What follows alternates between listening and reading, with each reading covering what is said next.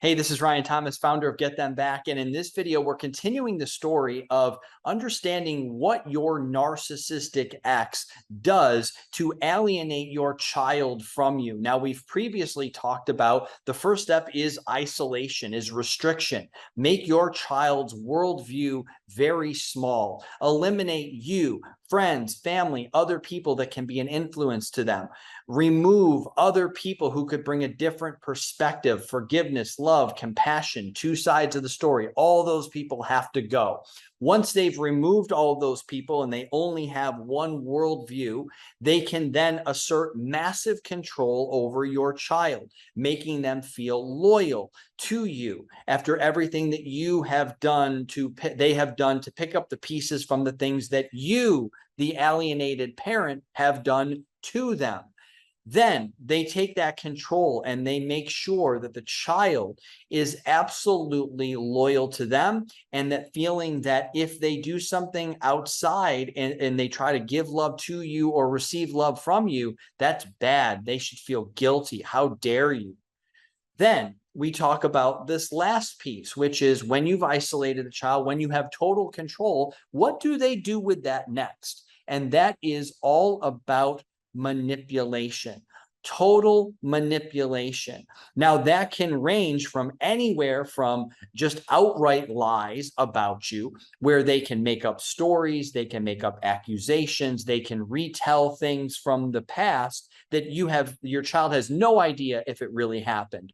And they will say, do you remember this? Do you remember when they said this or when they did this to you? Oh, you cried. You were so sad. You were so upset. Or they might say, you know what, I need to tell you something about something that happened in your childhood. And the child says, that happened to me. And then they start crying. They get upset. Something traumatic has happened. And guess what? You're now to blame for that. So that's the outright lie. But it's a constant manipulation so that they can turn the child against you. They poison them against you. They make sure that you are dehumanized, that you are not worthy of anything with the stories that they're telling. But here's where it becomes even more dangerous than outright lies that you say, how do I defend myself? How do I, share my side of the story? What do I do to combat that? Because it's an outright lie. And you might even say, I can prove it. I can show that that never happened or that I never said that. I always, acted with integrity. But here's the real problem where this becomes dangerous when they have total isolation, total control, and total manipulation. They can take things that are true about you, call them imperfections, call them just ways of being. They will take something that has a kernel of truth and then take that and make it mean something. Make it mean something to the child that manipulates their perspective on you. So let's just say that you are somebody who works a lot. You're a workaholic, right? Okay, that is what it is.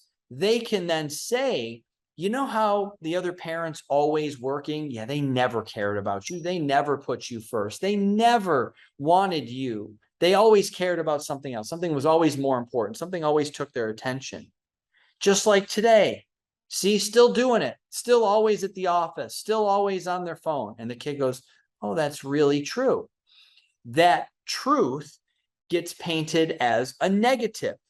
Then what's even more dangerous is when they go, yeah, that sounds like my parent. That is something that I've experienced. Like, that's real. That's not somebody who's, creating a lie that says, yeah, that's true. You do that. You are on your phone a lot. You are searching, online. You are always taking phone calls, whatever that is. Yeah, that's true. They turn that into something negative. And then here's the real damage. They pair that believable part with a lie. So everything that sounds true that your child has experienced, that you even may say, yeah, I talk on the phone a lot. Yes, I'm at work a lot. Yes, I do these things a lot. This is a part of my personality. I talk fast, I talk slow. I'm really direct. I'm a little bit more beat around the bush. Something that is true that even you go, yeah, that's me. They then turn that into a negative. Doesn't care, not important. You abandoned them. You hurt their feelings. You never cared. You were never important. And then they slide in the lie that is perhaps indefensible, or perhaps you can defend it, But because there is so much truth around it, perception-wise, and because the lie is so damning, the child, and then in this controlled worldview, they say, you can't listen to them. You can't give them a second chance. They did this to you. This is true. No second chances. And then anytime you try to open your mouth, yeah, but that's not true. No, let me tell you how it truly is. They say, you're coming up with an excuse. You never take responsibility. You're once again proving X, Y, and Z, the story against you, the negative narrative that continues to persist over and over. And there's no one else for your child to go, can I ask you, grandma and grandpa, aunt, uncle, did you see this? Is this true? There's nobody to ask. They go to an outside source. There's nobody to ask. Hey, I know there's two sides to the story, but I'm hoping maybe you can tell me. This is what I heard. There's nobody. And if somebody comes into your child's life that may go, there is two sides to the story. Oh, that person has to be removed. So this is how that negative stacking occurs. This is the manipulation that happens. Now, again, this can happen after divorce, after a custody battle, and an aftermath of something horrible that happened in the relationships and the dynamic, where there's all kinds of material that they can use to weaponize against you. But that is that trifecta: isolation, control, manipulation, and lies, through actual outright lies, and through something that rings true, that is made to be negative, and then inserted and paired with a lie. We always want to bring awareness, what's going on, give you that inside perspective.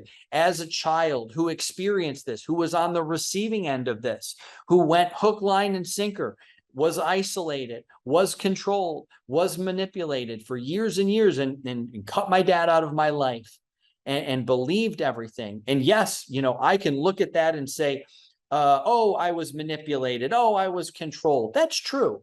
But at the end of the day, I have to live with the fact that it was my fingerprints on it. It was designed that way, right? I never forced you to do anything. I gave you the choices.